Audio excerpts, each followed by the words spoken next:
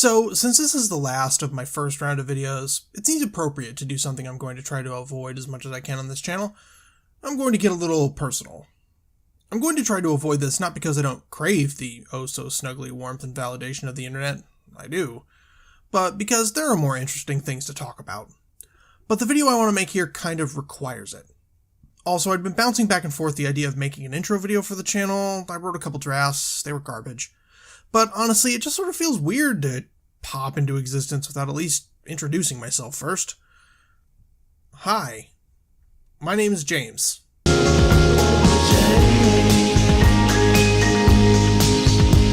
I'm from Seattle-ish. Yeah, Super Bowl 49 still stings a bit despite how little I care about football ultimately. Since I don't yet own a camera, and in keeping with true left-tuber fashion, I'm going to make you look at my cat. His name's Chewy. I mentioned in the counter-arguments video that I had a new atheist phase in and just out of high school, and like a lot of my fellow travelers, it came off the back end of me having a pretty conservative Christian upbringing. Mormon, in my case. I mean, I didn't have video games, or a TV, or the internet, it was the 90s though, and I was pulled out of public school and homeschooled with Christian textbooks for a couple years. To be fair to my mom, I was pulled out of school because I had some serious behavioral problems. I had the misfortune of growing up when Ritalin was being handed out like candy, and I like to think the years I spent at home and without TV were beneficial for me in the long run. I mean, if I had a TV to distract me, how else would I learn to spend my time writing shit no one needs to hear? Oh, and don't worry about my mom. She's out of the cult. Yes, it's a cult. Fight me. And she's woke now. So, if it sounds like I'm throwing my mom under the bus or blaming her for my problems, I'm not. I love my mom. She did a fantastic job raising me and my sister by herself, and honestly, being raised Mormon wasn't that bad. I mean, it wasn't good. There was a lot of excess guilt and shame that I had to deal with, but it helped that I stopped buying that bullshit at 13. My mom always wore her politics on her sleeve, too. Unfortunately, they were pretty right-wing when I was a kid.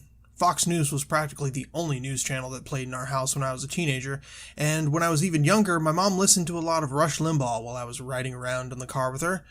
That sort of shit took a while to overcome. I fought accepting evolution despite being an atheist, and declared myself to be pro-life even to my late teens, and even then, the economic and other social ideas were pretty deeply ingrained. Obama took office before I fully accepted climate change. To this day, there is just a certain rhetorical quality that is difficult for me to explain that some podcasters have that just reminds me of that bloated blowhard, and I just can't stand it, even if I align with them politically. Sorry, Chapo Trap House. I recognize that it's my problem, not yours. Though growing up listening to shitty right-wing talk radio did have a side benefit.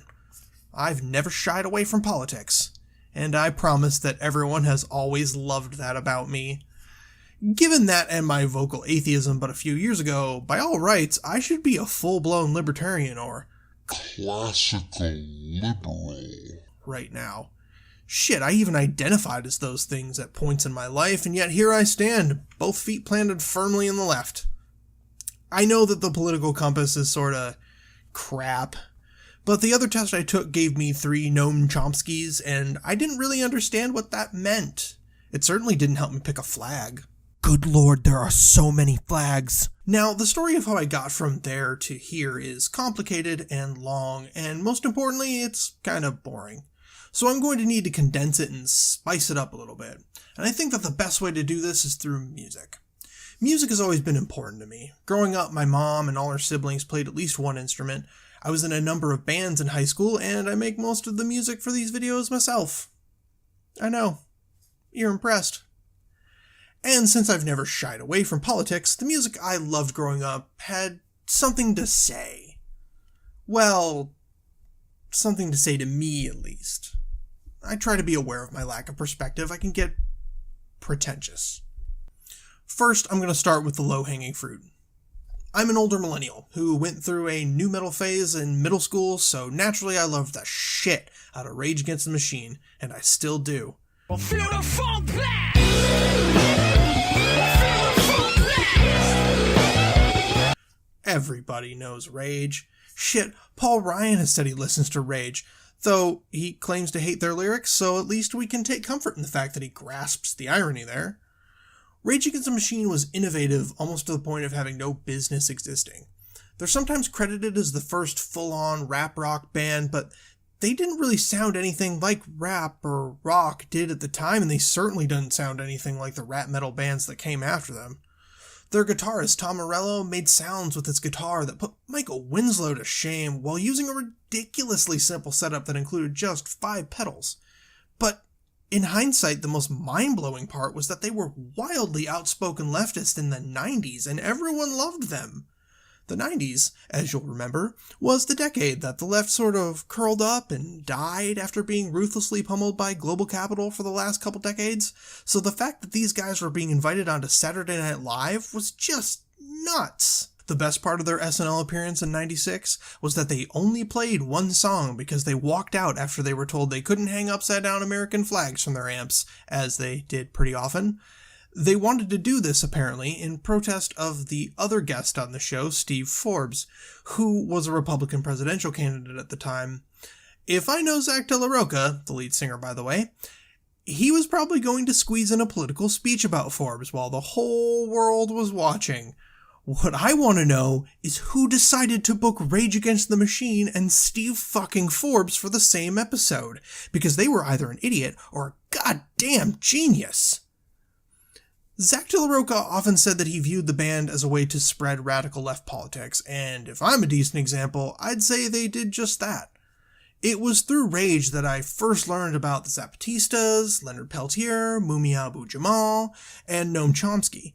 The first time that I went and watched Michael Moore's documentaries was after he directed the video for Sleep Now in the Fire. When they got back together for the Coachella Festival in 2007, I drove all the way down the coast and was there with bells on, and Zach delivered a speech that fired up my angry, W-hating heart. A good friend of ours said that if the same laws were applied to U.S. presidents as were applied to the Nazis after World War II, that every single one of them, every last rich white one of them from trim and arm would have been hung to death and shot.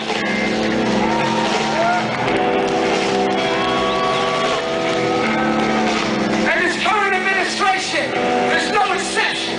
They should be hung and tried and shot.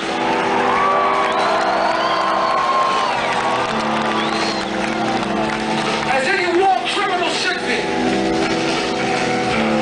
But the challenges that we face, they go way beyond administrations, way beyond elections, way beyond every 4 years of pulling levers, way beyond that. Because this whole rotten system has become so vicious and cruel that in order to sustain itself, it needs to destroy entire countries and profit from their reconstruction in order to survive. It's not a system that changes every 4 years. It's a system that we have to break down generation after generation after generation.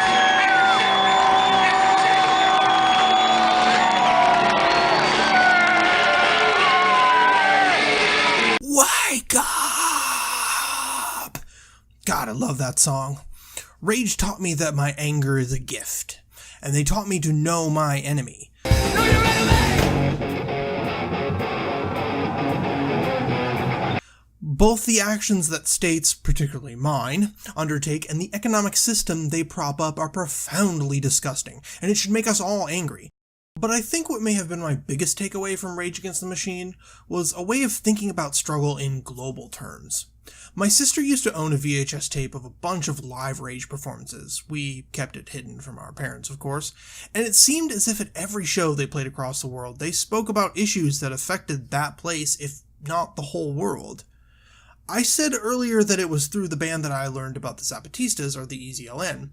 If you remember basically anything Rage related from the later part of the 90s, you'll recognize the flag of the EZLN, because they hung that shit behind them at concerts, they put it on t-shirts, it was everywhere. The long story short with the Zapatistas, if you're unaware, they are an anarcho-socialist group who declared the government of Mexico illegitimate when the North American Free Trade Agreement went into effect in 1994, and seized control of large parts of the southernmost state of Chiapas, which is probably how everyone should have reacted to NAFTA. They fought off and on with the Mexican army, and while they have been pushed back into the mountains, they control a rather large amount of territory and have a functioning anarchist society that regularly tries to make inroads with the rest of the world, even the Mexican government at times. The crew of the Antifada podcast went down to the autonomous region in Chiapas and did a great pod about it. I'll link it below. You should listen to the Antifada if you don't. At any rate, this idea that since empire and exploitation are global, the struggle against it must be as well is deep within my ideological bones. Take the quote-unquote immigration crisis, for example. I'm of course not talking about the US here, where there is nothing even resembling an immigration crisis, unless you want to frame child prison camps that way. The crisis isn't that people are coming to Europe, though the reactions of assholes who frame it this way is concerning, to say the least. It's much more complex and broad. When you zoom out from a Eurocentric view, it becomes pretty clear that the heart of this crisis is the fact that global capital has been crushing the working class everywhere, and Europe is certainly feeling it, in case you hadn't noticed that the fascists are back. But when your resources have been stolen for the benefit of capital for centuries, and you live under a US and EU-approved dictator who facilitates that exploitative relationship, you feel it a lot harder. Of course, there are a lot of complexities that we could explore, but my point is that while it may seem like the problems of the so-called West differ from the problems elsewhere, the difference is more quantitative than qualitative. Not all of the problems, of course. Some of that shit's just plain racism.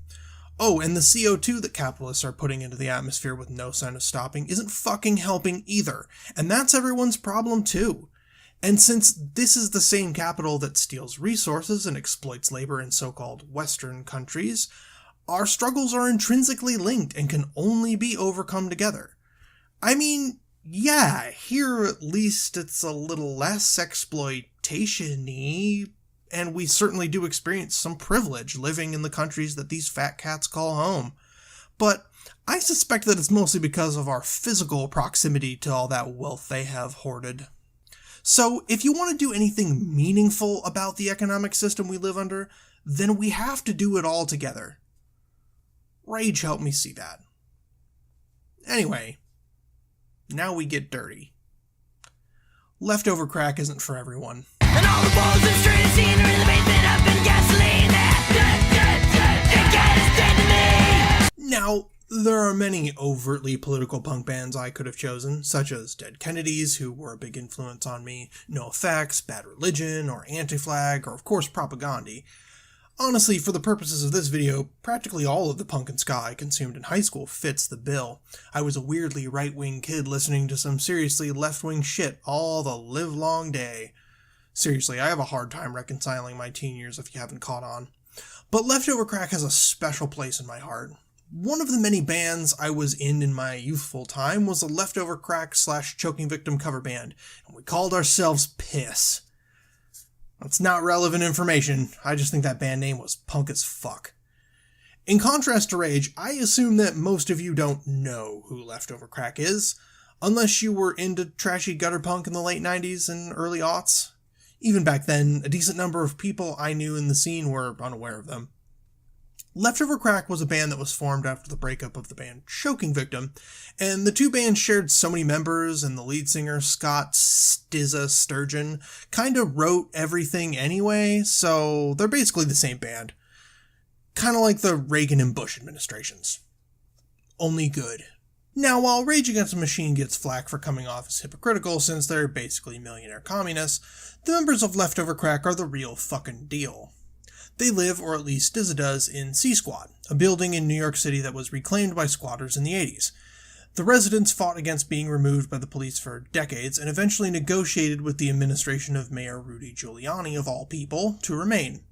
The building is now legally owned by the residents and has been home to the members of other not-so-much punk bands such as Crash Worship and the World Inferno Friendship Society, great band by the way, In fact, the symbol for choking victim was clearly an amalgamation of the symbol for the C-squat and the international symbol for squatters. These were all things I was unaware of until I researched this video. I always wondered why the arrow for choking victim was off-center. The band's politics were and are very street-level anarchist. Many of their songs deal with drug addiction, police brutality, and violent small-scale resistance to said police. They are also, however, very anti-American hegemony, anti-empire, and anti-free trade, as it's called. Leftover Crack's second album was just titled Fuck World Trade. Yeah, it's here I feel I have to admit that a lot of their messaging is deeply problematic, to say the least. As you can see, the cover for Fuck World Trade features the Twin Towers burning, an event that they've spoken positively about in the past. They have more than one song that also speaks positively about school shootings and suicide as well. They're sort of left-wing edgelords, which of course compromises their overall message in my opinion. World trade is profoundly awful, and there's a reason that the terrorists behind the 9/11 attacks chose to attack a symbol of global capital. But maybe just say that instead of trying to piss people off for reasons. To get their attention, I guess? A perfect example of this is their song One Dead Cop, which advocates the killing of police for the killings they perpetrate. Yes, the police are a horribly corrupt and often violent institution that actually doesn't need to exist, but I'm not sure retaliatory violence is the answer to that problem. But to quote Scott Sturgeon himself, I'm not so militant that I think that every cop should be killed, but I think that in order to affect change, you have to have extremist art and extremist positions in art, like people talking about killing cops. People make a choice to become police officers. Then if they get hurt in the line of duty, it's this huge tragedy when they've actually signed up for this job, the job where you might get shot at. Whereas a citizen that gets murdered by a police officer never signed up to be in a position where they might get killed. See, he has a point there. Though, I'm not sure his methods are that effective if what he's really trying to do is draw people to radical politics. I still love that song though, and I still love this band despite everything. Feel free to tell me what a horrible person that makes me down in the comments. Despite this, I think the message that stuck with me the most is one of compassion. An omnipresent subject in Leftover Crack's music is homelessness. Stizza himself left home at the age of 16 and lived on the streets for some time. And growing up playing small clubs and basement shows in the punk scene, I met plenty of poor punks, rich punks, homeless punks. One of my bandmates was even homeless for a spell. City punks, suburban punks, hopelessly addicted punks, activist punks, but no matter how different our lives were, we were all there at the show to pick up whoever fell down in the pit. It was a close community of practical strangers, which is something I haven't experienced except, for the internet, but it's not really the same. Solidarity was the lesson that punk rock taught me. We may all experience marginalization and exploitation in vastly different ways, but we all experience it. To quote Eugene Debs, one of the great badasses of American history, "Years ago, I recognized my kinship with all living beings, and I made up my mind then that I was not one bit better than the meanest on earth. I said then and I say now that while there is a lower class, I am in it. And while there is a criminal element, I am of it. And while there is a soul in prison, I am not free." And to this day, I can't think of the hideous injustice of rampant homelessness and not hear "You can't go home." You can't go home and you can't stay here. I can't think of the slave labor camps we call prisons without hearing "Burn them prisons." Who bought the bully state, assassinate the magistrate, who go to every town and tear their fucking prisons down. And I can't help but hear "One Dead Cop" every time another unarmed person of color is murdered by the police. Okay, I think I saved the best for last.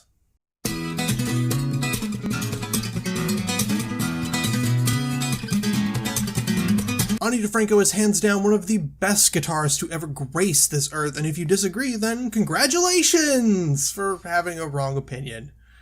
I actually don't know how well known Ani DeFranco is. For the most part, the only people I know who are aware of her are people I've shown her music to.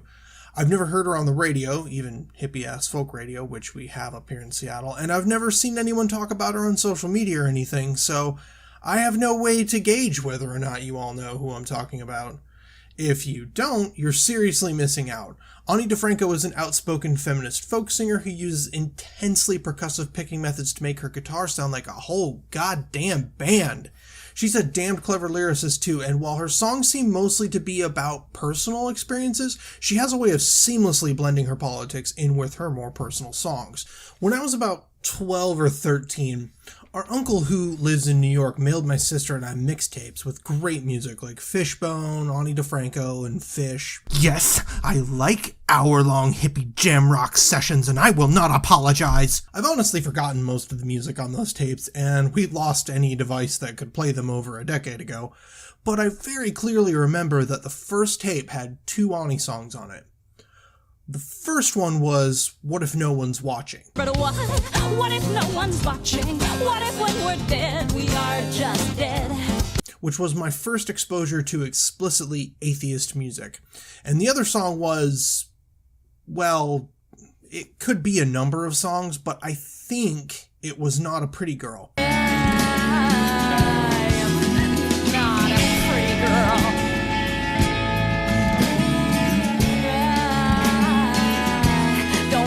Want to be a pretty girl. Which was my first exposure to explicitly feminist music. And that early exposure to feminism might have been the most important thing that kept me from ending up on the wrong side of the culture war. For as long as I've been aware of feminism, I have considered myself a feminist and I've worn it on my sleeve. And it wasn't just Ani or Stizza or Zach De La Rocha who taught me to do that. It was my uncle, who was himself an outspoken vegetarian who wasn't afraid to publicly disagree with my then conservative mom. And my mom taught me that too, because she wasn't afraid to disagree back. And Rush Limbaugh taught me that too, I am loath to admit. God damn it, do I have to accept that? I do have to criticize Ani's politics, though. While she does have some anti-capitalist lyrics in her songs, she doesn't have a strong critique of capitalism. In interviews, she'll speak about corporate greed or hyper-capitalism, as if there's any other kind, and she's even referred to herself as anti-capitalist and socialist, but it ends there, without really going any deeper. Her main fight is against patriarchy, and it's a fight worth fighting, but she has a tendency to come off as a bit reductionist, if that makes sense, as she ties most everything back to patriarchy. It's not that I don't believe her or anything, or think she has to prove her anti-capitalist chops to me. I just would like to see her come out more strongly on a broader set of issues. If I'm wrong about this, please let me know, because this disappointed me a bit, and I would really love to be wrong. But anyway, since I grew up being subtly indoctrinated by feminism, globalism, and compassion to become the glorious cultural Marxist I am today, I know whose side I'm on. I'm on the side of the exploited and the marginalized, regardless of the factors involved. From the poorest of the poor across these ridiculously arbitrary borders and across race and gender lines, if you struggle against systemic forces that keep you exploited and marginalized, then I am on your side. Because it turns out that it's my side too. I experience a number of privileges, to be sure. As a cishet white guy born in America, I practically run the table on privilege. But I still know whose side I'm on. Just because there are forces trying to subtly or even explicitly convince me that I'm better or more deserving than others, doesn't mean I don't feel the boot on my neck too. It may look a little different to the boot on your neck. But if we look closely at the tops of those boots and follow the legs up to their source, we'll find the swinging dick of global capital, full class reductionist dick metaphor. So I took a page out of the Punk Rock MBA's playbook and made a Spotify playlist of the artist I talked about here, since I can't just play them in the video. Fuck copyright law. Anyway, if you want to experience the sonic disjointedness of a playlist consisting of these 3 artists, check it out. I think it's good, but I'm biased. So, like if you liked this, subscribe if you want to see more, and share if you know someone who misses the 90s but totally doesn't at the same time. Alright, now I'm gonna go throw my pecan sandies in the oven. Yeah, I bake.